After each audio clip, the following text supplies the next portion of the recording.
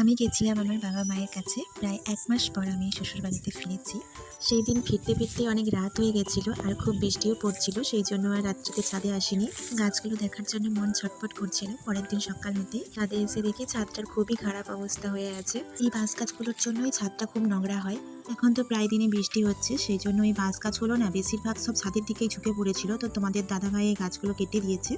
ছাদের এই সাইডটাই তো গাছগুলো ছিল, তো গাছগুলো রোদের জন্য ঝুমে যাচ্ছিল, ওই জন্য তোমাদের দাদাভাই এই সাইডটা থেকে করে দিয়েছে। যখন গিয়েছিলাম তখন গাছগুলো কত ছোট ছোট ছিল। 1 মাসের মধ্যেই গাছগুলো দেখো কত বড় হয়ে গেছে আর অনেক ফুলও ফুটছে। দেখেই মনটা অনেকটা ভালো হয়ে গেল।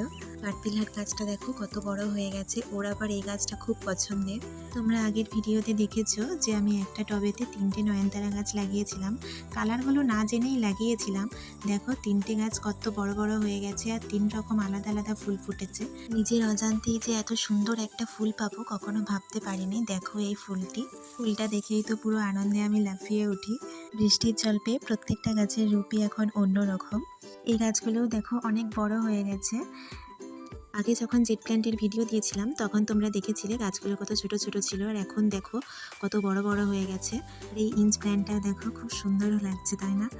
আবারও ক্যাপসিকাম গাছে একটা ছোট্ট ক্যাপসিকাম হয়েছে, এই দেখো।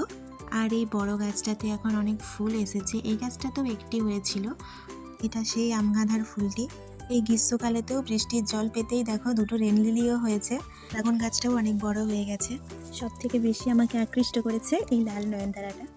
এত সুন্দর হয়েছে কি বলবো, পুরো মনটাই ভরে গেছে আমার দেখে। 1 মাস বাড়িতে ছিলাম না, বুঝতেই তো পারছো গাছের কোনো পরিচর্যাই হয়নি। সেই জন্য প্রত্যেকটা গাছের গোড়ায় গোড়ায় অনেক ঘাস হয়েছে। এগুলো সবই পরিষ্কার করতে হবে। আর ছাদটাও তো দেখছো অনেক অপরিষ্কার হয়ে আছে, এই ছাদটাকেও পরিষ্কার করব। চলো, নিচেও অনেক গাছ আছে, সেগুলোও তোমাদের দেখাই।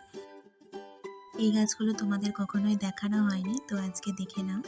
এখনকার মতো আমার ছাদ বাগানেরও গাছের আপডেট এইটুকুই। 1 মাস পর আমার গাছের ভিডিও পেয়ে তোমাদের কেমন লাগলো আমাকে অবশ্যই জানিও। ভিডিওটি ভালো লেগে থাকলে তাড়াতাড়ি একটা লাইক করে চ্যানেলটি সাবস্ক্রাইব করে দাও। চলো, থ্যাঙ্কস ফর ওয়াচিং, বাই।